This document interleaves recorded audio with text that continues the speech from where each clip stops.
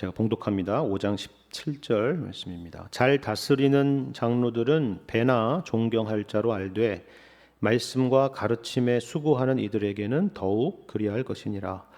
성경에 일렀으되 곡식을 밟아 떠는 소의 입에 망을 씌우지 말라 하였고 또 일꾼이 그 삭슬 받는 것은 마땅하다 하였느니라. 장로에 대한 고발은 두세 증인이 없으면 받지 말 것이요 범죄한 자들을 모든 사람 앞에서 꾸짖어 나머지 사람들로 두려워하게 하라. 하나님과 그리스도 예수와 택하심을 받은 천사들 앞에서 내가 엄히 명하노니 너는 편견이 없이 이것들을 지켜 아무 일도 불공평하게 하지 말며 아무에게나 경솔히 안수하지 말고 다른 사람의 죄에 간섭하지 말며 내 자신을 지켜 정결하게 하라. 이제부터는 물만 마시지 말고 내 위장과 자주 나는 병을 위하여는 포도주를 조금씩 쓰라. 어떤 사람들의 죄는 밝히 드러나 먼저 심판에 나아가고 어떤 사람들의 죄는 그 뒤를 따르나니 이와 같이 선행도 밝히 드러나고 그렇지 아니한 것도 숨길 수 없느니라. 아멘.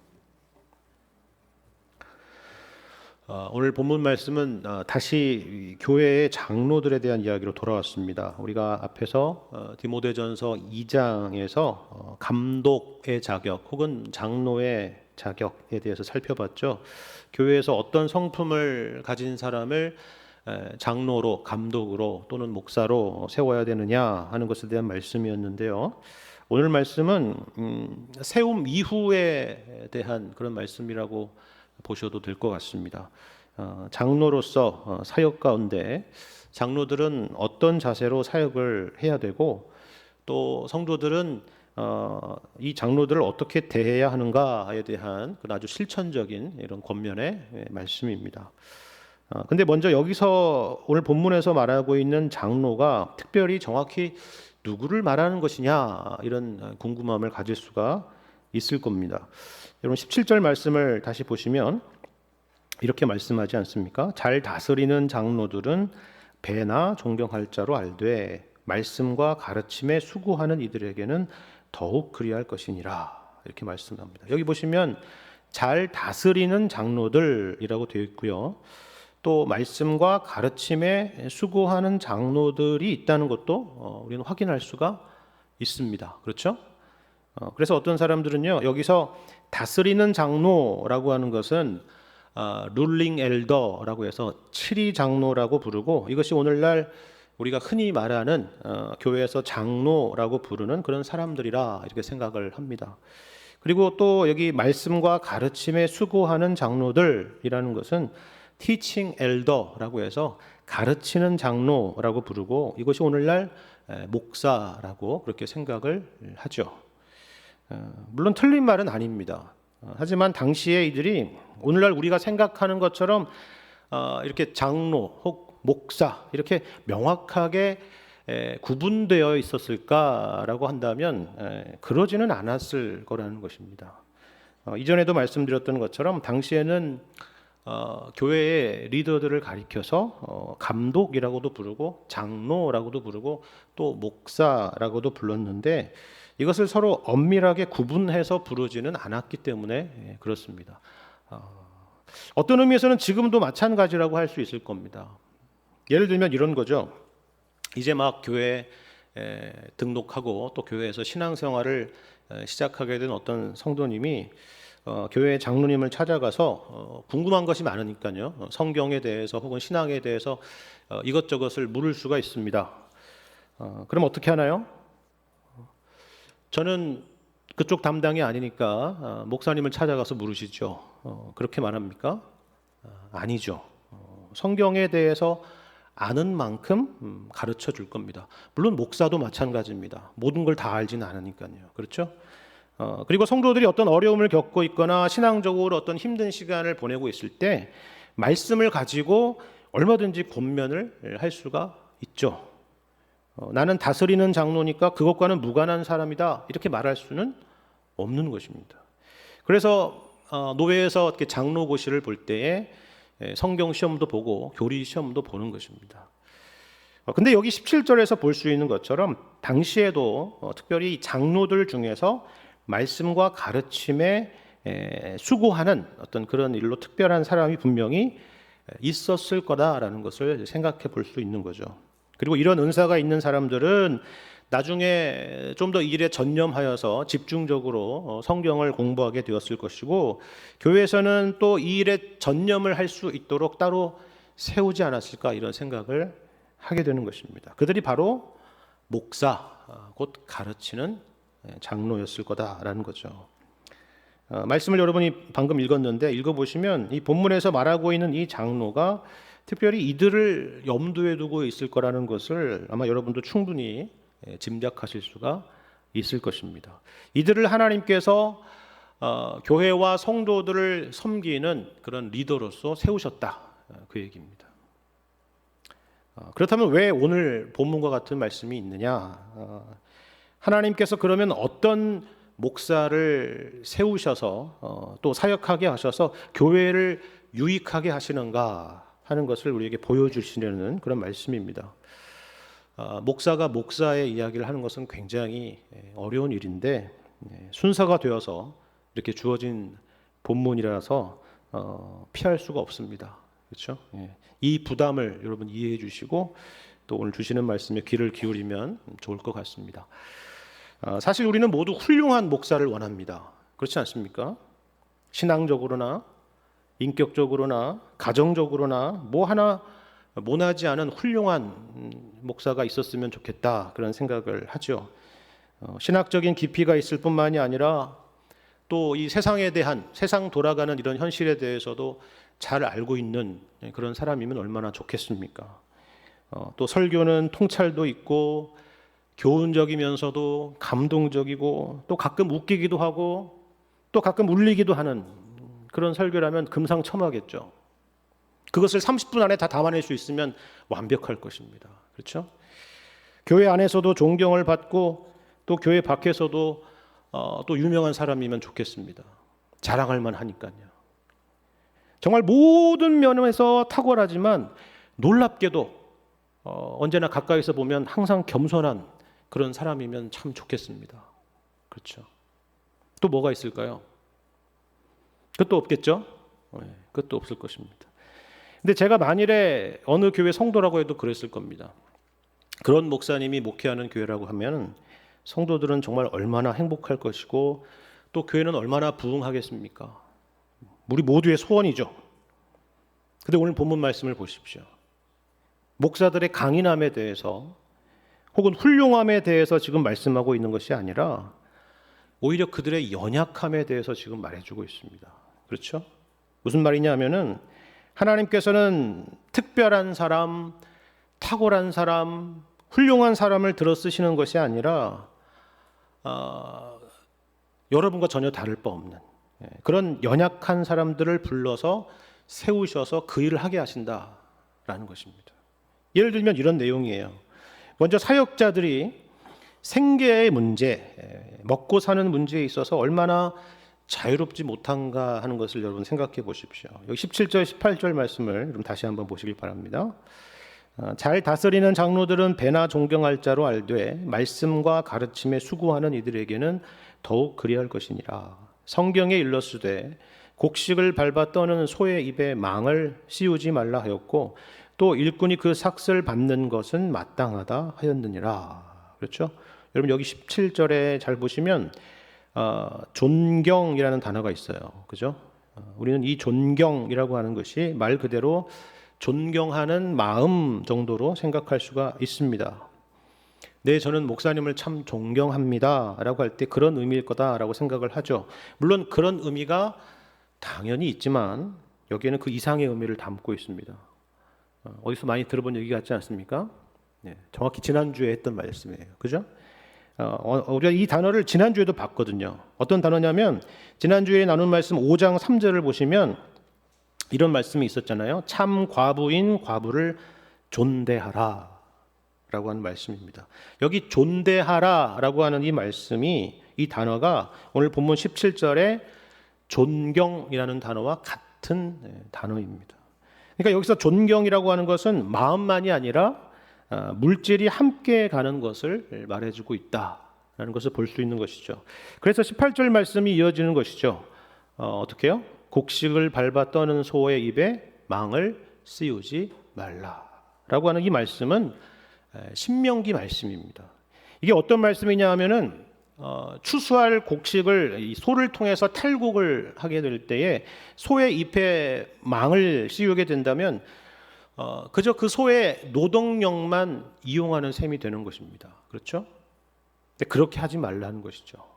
이 일을 위해서 수고하는 소가 그 과정에서 떨어지는 곡식을 먹을 수 있게 하라라는 그런 신명기 말씀이었습니다.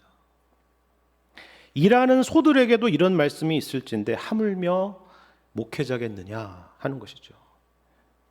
이어지는 또 일꾼이 그 삭을 받는 것이 마땅하다라고 하는 말씀은 예수님의 이번에는 직접적인 말씀입니다. 여러분 마태복음 10장이나 누가복음 10장 말씀에서 볼 수 있는 말씀입니다. 왜 이 말씀이 있겠습니까? 당시의 교회들이 목회자들의 수고에 대해서 무관심했기 때문일 것이고 또 이러한 수고에 대해서 어떻게 반응해야 될지를 몰랐기 때문일 수도 있습니다. 근데 이 부분이 참 어려운 것이 그렇다고 해서 목회자들이 나서서 이것을 참 직접적으로 말하기라는 것은 굉장히 어려운 것입니다. 그렇죠? 목사가 이런 말들을 하면 오해받기가 딱 쉽지 않겠습니까? 이 사람은 사꾼이야? 돈 때문에 신학교를 간 거야? 감히 목사 입에서 돈 이야기를 하다니, 이런 소리를 듣기가 참 쉬운 것이죠. 그래서 여기서도 그렇잖아요. 디모데 보고 성도들에게 그것을 주장하라고 하는 것이 아니라 바울이 지금 대신해서 에베소 교회 성도들에게 그것을 말해주고 있는 것입니다.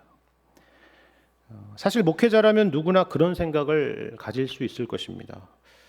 교회에 조그마한 짐이나 부담도 되고 싶지 않은 것이죠. 물려받은 유산 아니면 그동안 모은 재산이 수십억 수백억 원 좋게 되고도 남아서 교회에서 사례를 한 푼도 받지 않는 것이죠. 그러면 얼마나 자유롭게 사역을 할 수 있겠습니까? 그렇죠. 근데 현실은 그렇지가 않은 것입니다. 여기에 이 말씀이 있는 것은 이처럼 목회자의 현실이라고 하는 것이 경제적인 부분으로부터 결코 자유롭지 못하다라는 것을 보여주는 내용입니다. 목회자가 가난해야 된다는 말이 아닙니다. 반대로 목회자가 부유해야 된다는 말도 아니죠. 목회자는 철인이 아니고 그렇다고 초인도 아니다라는 말입니다. 이 땅에서 살아가고 있는 성도들과 조금도 다를 바 없는 바로 그런 연약한 자들이다라는 그런 의미입니다. 경제적인 연약함만 있는 것이 아닙니다. 19절에 보시면요. 장로들에 대한 고발은 두세 증인이 없으면 받지 말라 이렇게 말씀을 하고 있죠. 이게 어떤 의미일까요? 물론 신중해야 된다는 말이지만 이 말씀의 이면을 우리가 생각해 보면은 목회자는 늘 오해와 비난에 노출되어 있는 존재라는 것을 생각해 볼 수 있는 말씀입니다. 우리는 흔히 생각하기를 훌륭한 목회자는 당연히 모든 사람들로부터 존경과 사랑을 받을 거라고 생각하지 않습니까? 모든 사람들로부터. 그렇죠? 근데 여러분 흥미로운 것이 우리가 교회사에서 여러 훌륭한 인물들을 보면은 언제나 그런 사람들조차도 대적들의 말도 안 되는 공격 가운데 있었다라는 사실입니다. 소문이 소문을 만들고 그리고 그것들이 모여서 여론을 만들고 없는 사실을 실제 있었던 일로 만들어버리는 그런 일들이 있는 것입니다. 물론 그렇다고 해서 목회자들이 흠없는 완벽한 사람이라는 말은 아닙니다. 오늘 본문 말씀에서 보시는 것처럼 사도 바울이 이들을 보호하고 있는 이런 내용만 있는 것이 아니라 이들이 실제로 공개적이고 분명한 죄를 저질렀을 때 어떻게 해야 되는가에 대한 말씀도 있지 않습니까? 20절을 보시면 이렇게 말씀하죠. 범죄한 자들을 모든 사람 앞에서 꾸짖어 나머지 사람들로 두려워하게 하라 라는 것입니다. 여기에는 당연히 목회자도 예외가 없습니다. 그리고 22절에도 아무에게나 경솔히 안수하지 말고 다른 사람의 죄에 간섭하지 말며 내 자신을 지켜 정결하게 하라라고 하는 권면이 있습니다. 모두 다 죄에 대한 것입니다. 역시나 목회자가 특별한 사람이 아니다. 초인이 아니다. 목회자는 완벽한 사람이나 죄 없는 사람이 아니다. 우리 모두가 그런 것처럼 그들도 연약한 죄인이고 넘어질 수 있는 사람이고 하나님의 은혜가 필요한 사람들이다라는 그런 의미입니다. 근데 또 이런 연약함만 있었던 것도 아니에요. 23절 말씀을 보면요, 우리가 두 가지를 볼 수 있는데 참 흥미로운 말씀입니다. 이런 권면이 이 말씀 가운데 있다니 참 놀랍죠. 뭐냐면 이제부터는 물만 마시지 말고 내 위장과 자주 나는 병을 위하여는 포도주를 조금씩 쓰라 하는 겁니다. 이게 무슨 권면일까요? 바울이 디모데의 건강을 염려하는 그런 이야기죠.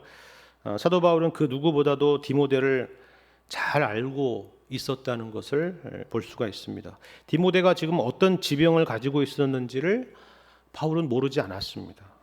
위장병을 앓고 있었고 그것만이 아니라 평소에 자주 몸이 좋지 않았다라는 것도 잘 알고 있었다라는 것입니다. 우리가 잘 아는 16세기 종교개혁가 존 칼빈의 별명 중에 하나가 뭐였냐면은 걸어다니는 종합병원이었다는 겁니다. 안 아픈 곳이 없는 사람이었다는 거죠. 디모데도 그와 같았다는 것입니다. 디모데는 기계가 아니었습니다. 그렇죠? 아침 이른 시간부터 밤 늦은 시간까지 사역하고 또 사역해도 끄떡없는 그런 사람이 아니었다라는 것입니다.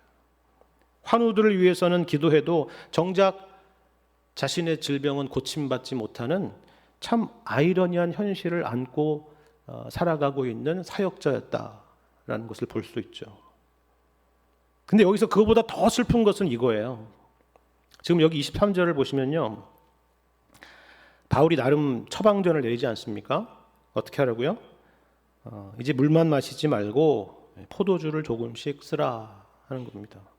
물론 여기서 포도주를 조금씩 쓰라라고 하는 것은 이제부터 술도 마시고 이렇게 편하게 지내 이런 얘기를 하는 게 아니잖아요. 그렇죠? 술을 마음껏 마시라는 얘기가 아닙니다. 보시는 것처럼 말 그대로 처방을 위한 것입니다. 근데 왜 바울이 이런 말을 하겠어요? 왜 디모데는 포도주를 약으로 쓰지 않고 그동안 물만 마셨을까요? 여러분, 이게 어떤 의미인지 이해하시겠습니까? 디모데 역시 포도주가 약으로 도움이 되는 것을 모르지 않았을 겁니다. 바울이 또 한두 번 이야기를 했겠습니까? 그렇죠?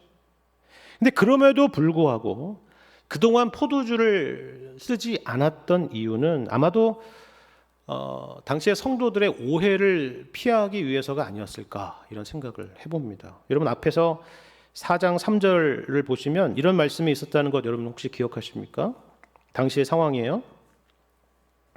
혼인을 금하고 어떤 음식물은 먹지 말라고 할 터이나 음식물은 하나님이 지으신 바니 믿는 자들과 진리를 아는 자들이 감사함으로 받을 것이니라 라고 하는 말씀입니다. 그렇죠? 당시의 성도들에게 어떤 신앙이 유행처럼 번졌는지를 알 수 있는 대목이라고 했죠. 그죠? 이 말씀이 바로 그게 뭐냐면 금욕주의적인 그런 신앙이었습니다. 디모데도 이것을 모르지 않았을 테지만 이런 상황에서 행여나 자신이 포도주를 약으로 쓰는 그 일로 인해서 불필요한 누군가에게 오해를 받거나 사역의 제한을 받을까 봐서 아마 포도주를 쓰지 않고 물만 마셨을 거다 이런 생각을 해보게 됩니다. 너무나도 안타까운 일 아니겠습니까? 그렇죠? 이런 상황과 비슷하다 볼 수가 있을 겁니다. 여러분, 이솝 우화를 보면은 여러분도 잘 아실 텐데 아버지와 아들과 당나귀라고 하는 이야기가 있죠. 아버지와 아들이 당나귀를 시장에 팔려고 가는데 사람들의 참견에 따라서 계속 행동을 바꾸게 되었다라는 그런 이야기입니다. 정확한 내용은 모르지만 대충 이런 것입니다. 처음에는 아버지와 아들이 둘 다 이 당나귀를 타고 갑니다. 그랬더니 지나가는 사람들이 뭐라 그래요? 어휴, 참 잔인한 사람들이구만. 동물을 저렇게 학대를 하다니, 이렇게 얘기했다는 거 아니에요. 그렇죠? 그래서 이번에는 둘 다 내리고 이번에는 아버지만 타고 아들은 옆에서 걸어가는데 이번엔 사람들이 뭐라 그래요? 저런 비정한 아버지 같으니라고. 아들이 저렇게 고생하는데 혼자 나귀를 타고 간단 말이야. 이렇게 했다는 거 아니에요. 그래서 이번에는 바꾸는 거죠. 아들이 타고 아버지는 걷습니다. 그랬더니 뭐라 그래요? 아이고, 저 젊은 사람이 늙은 아버지를 저렇게 걷게 할 수가 있을까? 저런 불효자가 어딨나? 이렇게 비난을 했다는 것입니다. 그래서 이제 어떻게 해요?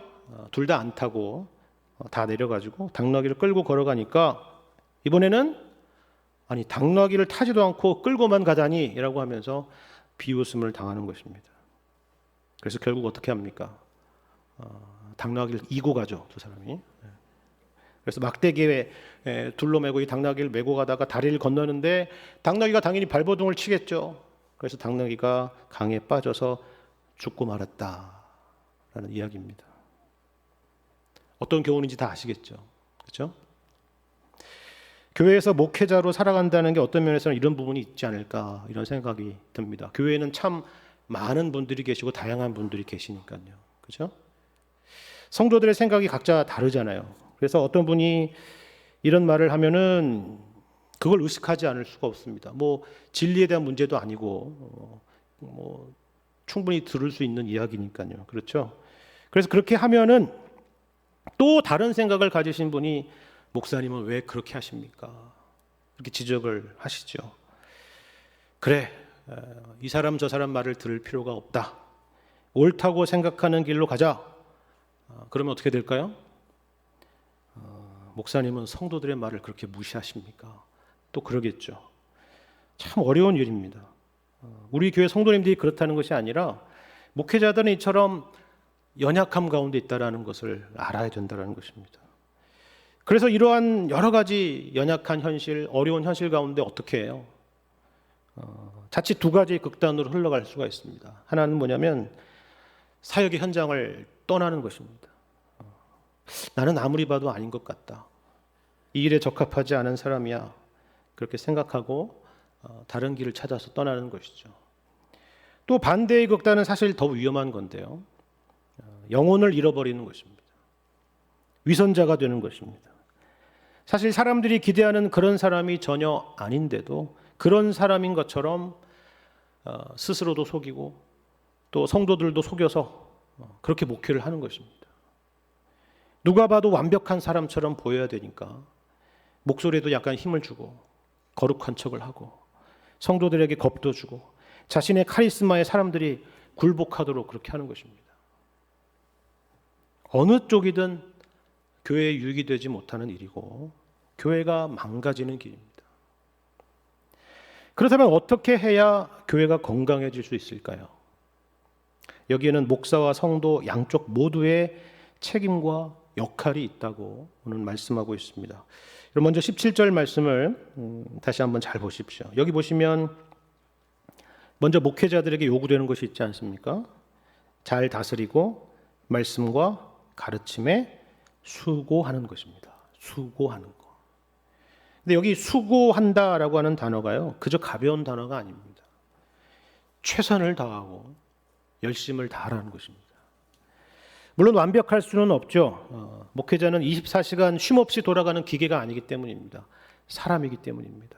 하지만 나태하지 않아야 됩니다. 우리가 여기 18절에서 곡식을 밟아 떠는 소에 대한 이야기를 했었잖아요. 그리고 일꾼에 대한 예수님의 말씀이 이어졌습니다.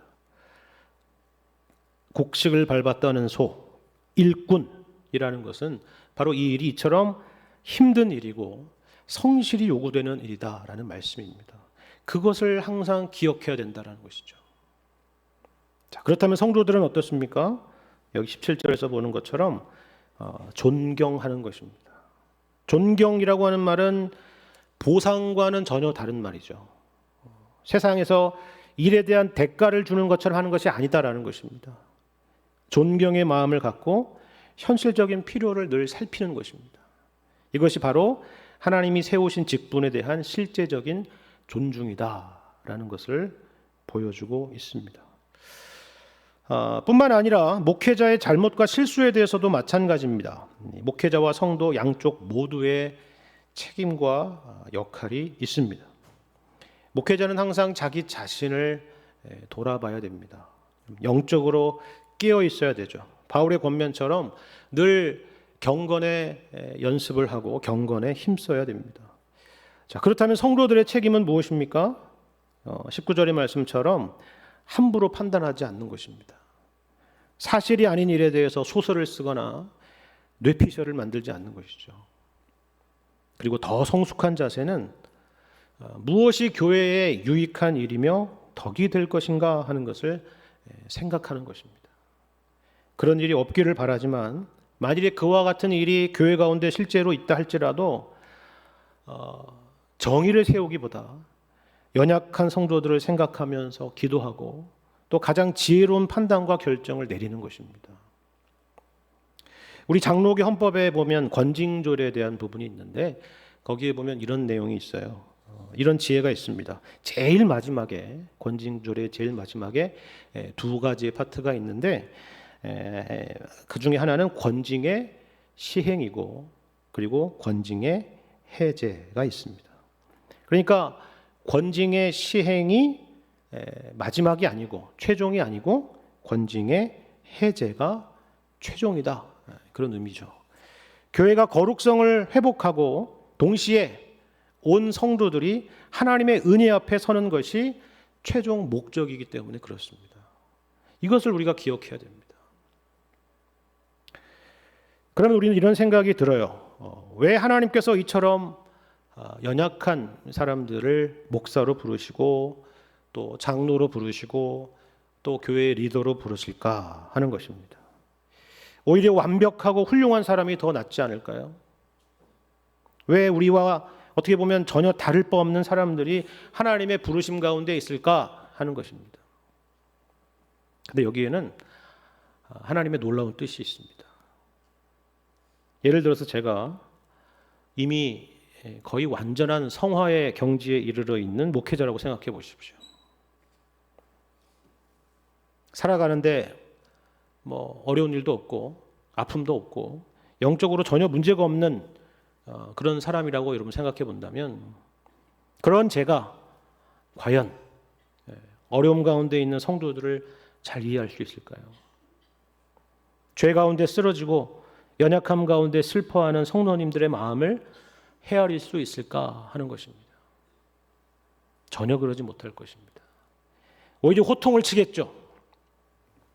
이렇게 하면 되고 저렇게 하면 되는데 왜 그것을 못하느냐고, 그것밖에 안 되느냐고 라고 말할 것입니다. 강단에서는 바리새인처럼 성도들의 죄를 지적하거나 자기 의를 드러내는 일에 열심을 낼 것입니다. 복음은 사라지고 율법만 남겠죠.